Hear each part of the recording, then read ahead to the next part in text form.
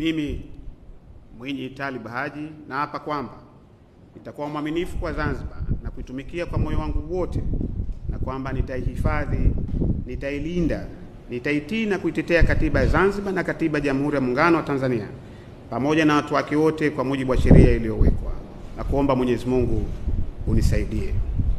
Mimi Mwinyi Talib Haji naapa kwamba nitaitumikia kwa uaminifu na moyo thabiti Serikali ya Mapinduzi ya Zanzibar katika kazi zangu za mwanasheria mkuu wa Zanzibar, na nitaihami vyema kisheria